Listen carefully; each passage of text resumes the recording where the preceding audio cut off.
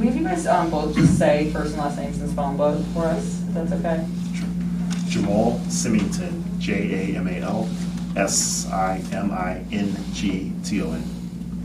Kenny Winslow, KennyWinslow.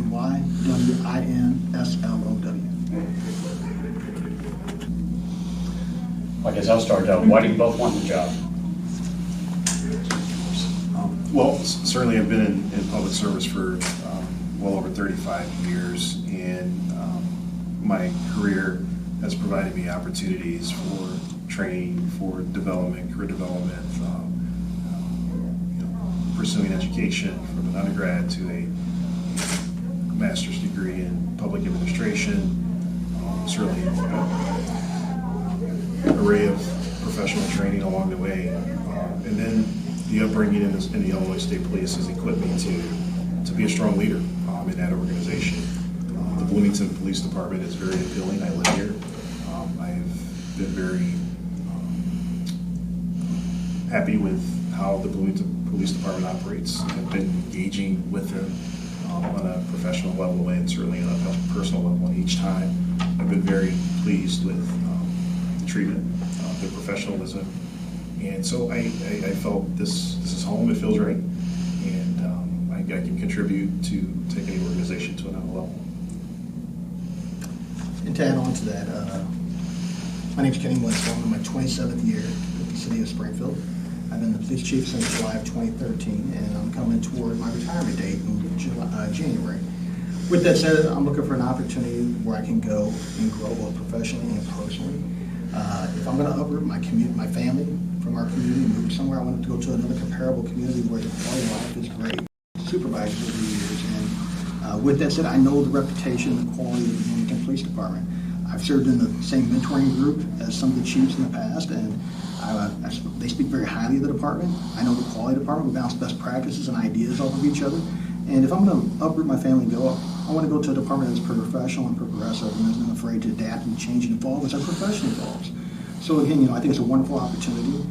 It's a great community. It's an opportunity to allow me to maintain my family obligations. I have elderly in-laws, and this is still close enough where I can still maintain those obligations as well as continue to grow professionally and personally. So I look forward to the opportunity. As the Colonel said, Bloomington PD is a great organization. It's respected amongst its peers. It is a professional organization that goes above and beyond. And while there are some things where we may change or tweak if I'm fortunate enough to get this position, I know that there are quality people inside the organization that I look forward to working with. Chief Winslow, if you could explain, coming from Springfield as chief and coming to Bloomington, it seems like a lateral move in a sense. Can you explain the thought process there and sort of the distinction? Well, I've had the privilege of visiting your great city many times in my lifetime, both for professional and pleasure. I spent the last few weekends up here with my family just exploring, trying to learn more about the community and some of the issues that are going on. I've been trying to do a little research myself. And they are very similar cities. The Twin Cities are very similar to the city of Springfield. We have challenges, socioeconomic challenges. We have some criminal challenges that are out there. There will be a lot of things I think that we're going to deal with here that are sort of what we're dealing with, such as homelessness. I saw the encampment out on Market Street when I first came to town. I read about it in the paper. Went by to see with my own eyes. One thing we've done to try to address homelessness in the Springfield Police Department, we started a homeless outreach team. We also partner with our more behavioral health on a co-responder program because a lot of our homeless are suffering from mental illness. We also have a safe passage program. We started to break down the red tape and get the people to treatment for addiction. And a lot of times those are the same people that are suffering those. So dealing with those things, there's a lot of issues I think we're going to have to deal with. By all things that I found out is that the Bloomington Police Department has a very good reputation and a good relationship with this community. So how can we improve on this panel? I've heard some questions tonight that obviously there's some things that I think we need to take a look at. Anything I would do if I came into the department, the first thing would be to sit down with the command staff and talk about our strengths, our weaknesses, our opportunities to improve, and then working together as a staff on what we want to change and how we change it. So I do believe that my experience of my 9th year as chief of police, there's no playbook to be a chief of police. Sometimes you have to kind of just live it and learn from it. And some experiences are better than others. The ones that didn't quite go the way you wanted to go to, you learn from them. You think about how would we do this different if I encountered it again. But I think that a lot of that is relatable, whether it's from, we've had our share of issues over the years from, mass casualties to, natural disasters to officers who were arrested and held accountable for their actions. You know, there's a little bit of everything you deal with the chief. There's things you deal with you never thought about. But then you deal with the other things like quality of life issues. You may think they're a minor issue, but that may be the main thing that a certain neighborhood or residents have an issue with. You can't, forget about that. You have to address it. You have to address it. You have to be responsive to our community. You have to be part of our communities. And so I think that a lot of the experience I have at the Springfield Police Department will lateral over here. There's not a whole lot I haven't done, from civil unrest to multiple protests at the state capitol. We deal with those issues, and I think a lot of that experience is relatable here, and I think we can have a positive impact on the department as well as the community. Yeah. What are either of your opinions on the judicial doctrine of qualified immunity? I'm sorry. I'm so sorry, what was the question? What are their opinions on the judicial doctrine of qualified immunity, as many people see it as a way of preventing accountability for police officers? Well, I think when you talk about qualified immunity and accountability, they're related, but they're not exactly the same. You have to hold your officers accountable. I've done it. I have a record of accountability in my police department, holding officers accountable. It's I believe in shared responsibility and accountability. If we mess up, we fess up, we correct, we retrain, we move forward. And you hold people responsible for that. Officers can be sued. There's a thought process out there that an officer cannot be sued if they have qualified immunity, or if their qualified immunity is on the table. If your actions are outside of your scope and abilities and your job responsibility, you can't be sued. And I've seen officers who have done that and been held accountable for their actions. We place officers in rapidly evolving and dynamic situations. And in those situations, sometimes even your best intentions, your best efforts go sideways. And you have to look at that. And I think the officers deserve that protection, for those exact things. The community and society demands things of officers. And they demand us to handle these type of situations. And sometimes you have to have that immunity. Now, could there be changes to it that make it a little more flexible to the community? Yes, maybe that is something. You sit down with the legislature to talk about, but officers need that protection because they're going into unknown. People often think that law enforcement is in control of a situation. We're coming into a situation when it's out of control. That's why we're there. And no matter how much you try to de-escalate a situation, sometimes you're not successful. And so you have to look at those things. But I think as the profession evolves, we have to be sensitive to it. We have to understand that maybe there are some tweaks and things that make it a little more possible. You look at the police reform bill and you talk about the misconduct database. As one of the legislative chairs for the Illinois Association of Chiefs of Police, I sat on that. I helped negotiate the trailer bill. I helped negotiate the original bill. I believe in police accountability. I believe that an officer who is fired here should not be able to go to the neighboring community and become a police officer. We've expanded that, and I believe in that. But again, when you look at accountability, everything's on the table, Again, for me, it all comes down to if you mess up, you fess up, you correct, and you retrain, and you hold them accountable and discipline when it's appropriate and necessary. Chief Winslow, in Can we 2018. give Jamal Yeah. answer the same question? Thank you. So certainly you posed that question earlier, and I gave you a response. It's imperative that there's ongoing conversation across the table. As Chief Winslow pointed out, the Chiefs Association is or has had that discussion, or pointed out the positives, the negatives of the change. They're government employees. These officers are not out there acting as themselves with only authority that resonates with them. No, they're carrying out a mission for a police organization. So it's imperative that they, when they do their best, they follow the law, that the government provides that protection for them. Now, someone who steps outside the bounds and are reckless in their approach to delivering a service, that's when certainly that needs to be looked at closely to determine whether there should be coverage. But in most cases, these 99.9% of the time, men and women are out there doing their very best to deliver a service and carry out a mission for a body of government, and we should certainly be there to provide them the necessary support if they're sued. Yeah, and you're a Bloomington resident, so what are things that maybe you've noticed in your own community that either you've liked or you want to see change? So I've enjoyed positive interactions with the Bloomington Police Department. all of my family who resides here, as well as my son, who's a graduate of Purdue University, has enjoyed a very positive interaction with the police department. As a resident, I am very pleased with how they interact with the public. They're very, very visible. They carry out professional, timely investigations. They are an example to other agencies look up to. And so my responsibility would be come in and assess and evaluate the things that are going on within the department, to listen to the community, to listen to the officers that are out there every day carrying out the mission, to figure out how we can do better, how we can take this department from good to great, and team up with community organizations, be present, be responsive, be engaging. Those are things that I would certainly do within my first 90 days to figure out where we go from there. Yeah, and you both just listened to the community. What were some of their biggest concerns, and how do both of you kind of plan to address them? So some of the concerns are trust, and trust in the police department. It is important that we have that on the table, that we are, again, engaged in the community groups. So, you have your minority and policing partnership organization here. You also have your public safety and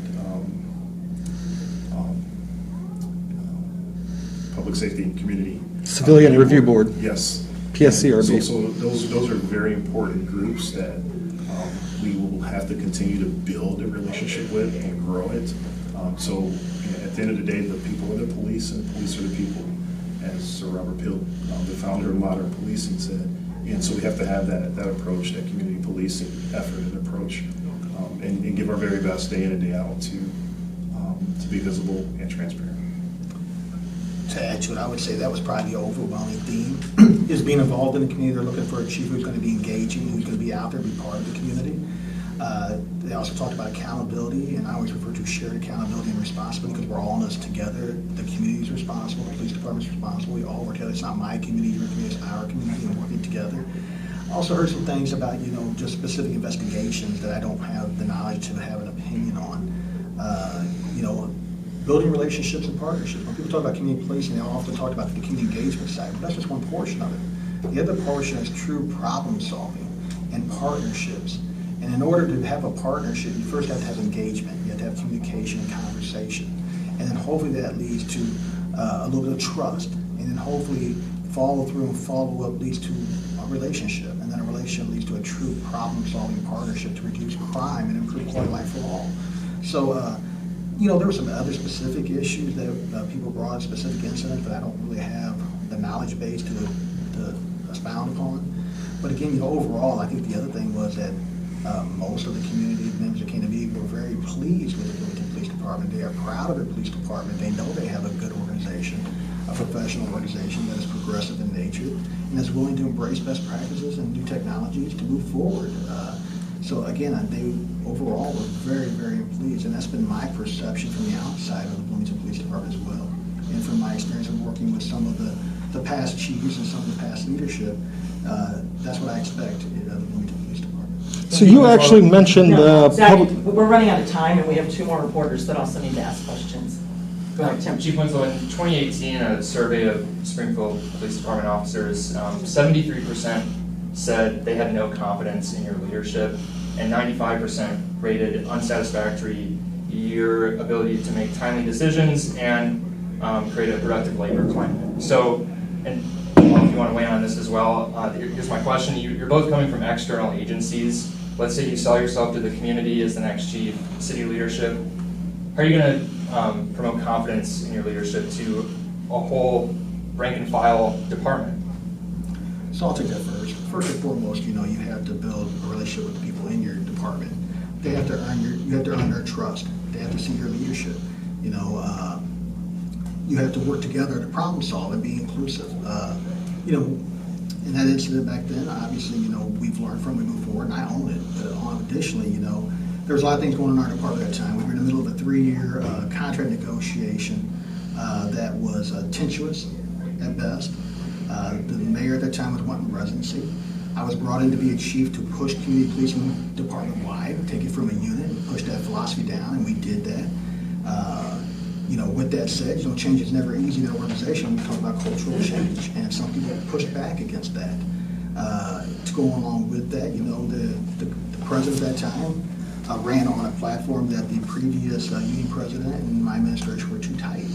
I've had 4 union presidents in that time, and one is now one of my deputy chiefs who I'm grooming to be one of my replacements, or a candidate for my replacement. I think if you talk to the current union president, you'll see that our relationship is professional. We may not always agree, but it's professional.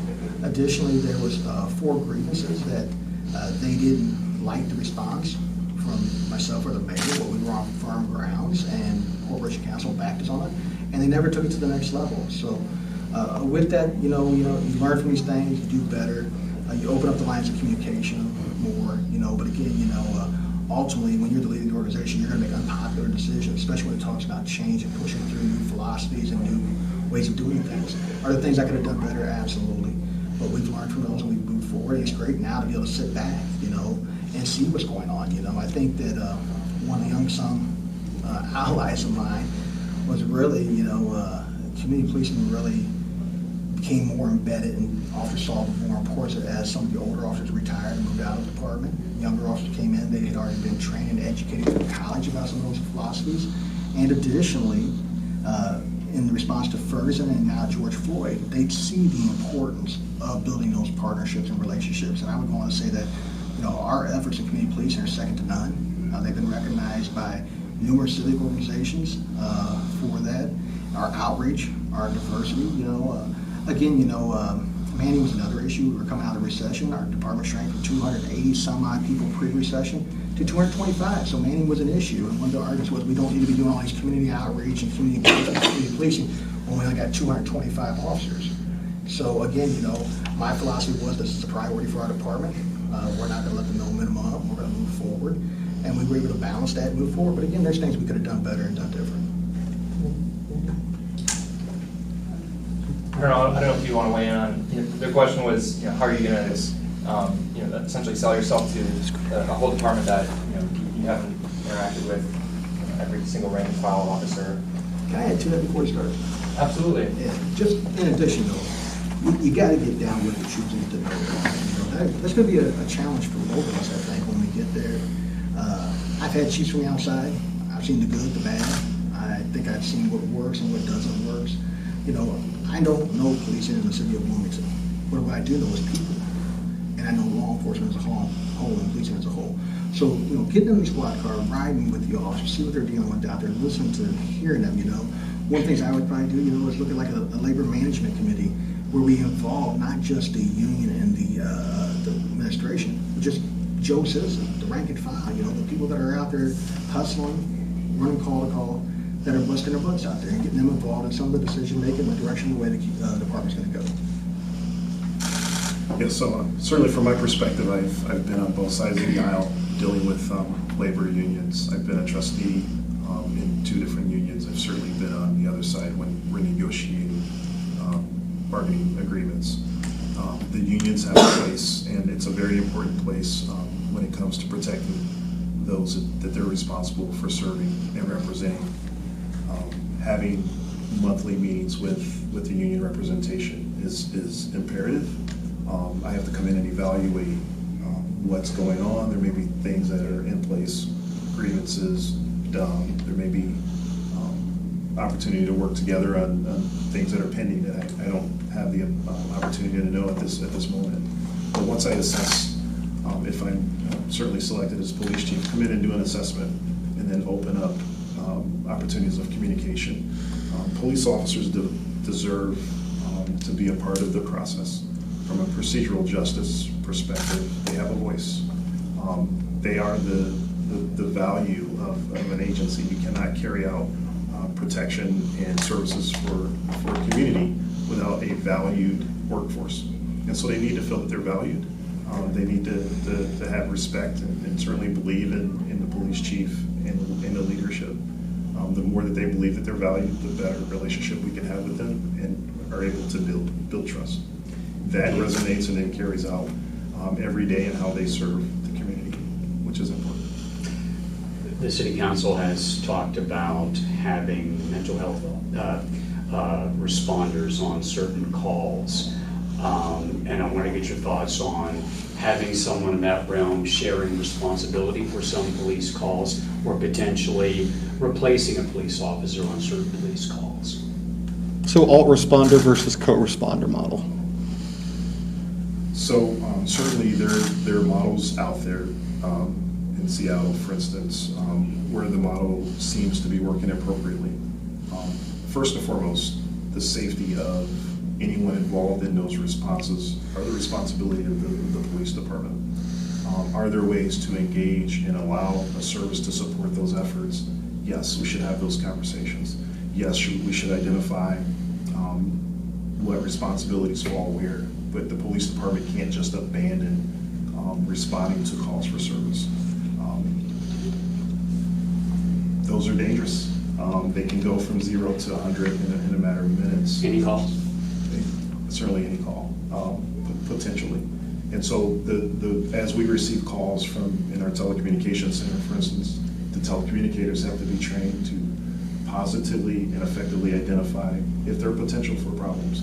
If there's not, repeat calls, for instance, perhaps the provider knows and has an established relationship. So, it'll be an ongoing evaluative process. We have to evaluate it, build upon it, train our officers, and then continuously give feedback so we can enhance that relationship with those providers if indeed it leads to that. I think it's an important partnership. It's something we should explore to make the department more efficient and more professional organization. I think when you're talking about mental health, you have to look at, while we have officers who are trained in CIT and get additional mental health training, we're not the experts, we're not the professionals. And there's no clear-cut call. A call for service can come in as a suspicious person. It can come as a disorderly conduct. It doesn't come in as a mental health call. So a lot of times we don't know what we're dealing with until we get there. And when you get there, you have to be able to rely on the resources you have, whether that's calling a CIT officer over, whether that's if you have a co-responder program working and a mental health professional can respond. In a perfect world, yeah, there would be certain calls we wouldn't go to, but sometimes those issues when somebody's in crisis, we have to make sure it's done safely, and we have to do it. I don't ever see a mental health professional being placed in danger for somebody who's homicidal or suicidal. Again, in a perfect world, we would be able to say, well, these calls here, we're going to, basically direct to mental health professionals and they're going to respond to them solely. I think what you have to look at is you have to look at the fact that you don't know what you're walking into, you don't know what you're getting. So at the Springfield Police Department, we have a co-responder program that we're actually enhancing even with Memorial Behavioral Health as I speak. We're also looking at hiring a community caretaker coordinator to help work with our response with our homeless outreach team, because a lot of those people are suffering from mental illness or addiction, et cetera. And so working with those people.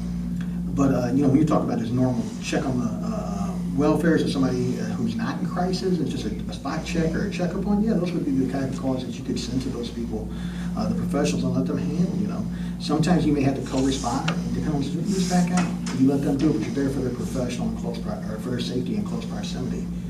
Again, there's no easy answer to that because the way a call for service comes in, you just never know what you're dealing with until you get there. But I do embrace the fact that if we can take some of the responsibility off of our officers' plate, sometimes we ask them to do too much. We ask them to be too many things. We can take that off and let the professionals, the ones who are appropriately trained, do it. Absolutely, we can do that. We have to embrace that. We have to embrace the fact that law enforcement is evolving, the profession is evolving, and the society has different expectations for us. So again, I embrace a co-responder program, and I'm not opposed to certain type of calls if we can label them. Prime example, one thing we do in our co-responder program is that if a mental health professional hasn't heard from their client in some time, they will reach out to one of my neighborhood police officers and we will escort them to the residence to do a check on the welfare. And sometimes we stand back while they make contact, because sometimes the uniform itself can be a trigger. So, again, it's just one of those things that you have to work through your community. What are the community expectations? What can the department provide? And what resources are available? I have a question, Liam. Yeah, just if I could get both of you very briefly a summary of what you would hope to bring to the table as if you would be selected to the police. Well, I certainly have valuable experience at an executive level with the Illinois State Police. It's imperative that I come in and have open ears and and be engaged with the police department for civilians and for sworn personnel to figure out what we're doing well and those things that we need to improve. There's a process in identifying your strengths, your weaknesses, your opportunities, and your threats. And so I would definitely use that business tool to come in and engage in with what's perhaps needs improvement. Then seeking out best practices, setting a plan and process, and then making progress with that plan with certainly measurable dates of accomplishment, and then reevaluating it, and that be a continual process. Strategic planning is important. Bringing a strategic plan to the department on how we will engage with community members, how we will engage with community groups, how we will make the police department more efficient, how we will recruit, and be more diverse and more engaged in the community. Those are all things that are very important to municipal policing, and I will certainly bring and give my best efforts in that process. Well, I would like to just say ditto, because I agree with everything you say. No, obviously, I think what I can bring to the department, obviously, is a wide variety of experience that's very relatable to the position of police chief for the city of Bloomington. Again, coming in, like the colonel said, you have to evaluate your strengths, weaknesses, opportunities, and threats. And, I wouldn't try to do it overnight. I got to come in, I got to build relationships first. The relationship has to first build from the local patrolman all the way to the command staff. You have to earn trust. You have to build relationships. You have to see, again, what we're doing right, what we're doing wrong, and give them input on what they want to do. And I'm sure that the city manager, the mayor, and the city council maybe have some ideas of things they want to see changed or they want to see put in.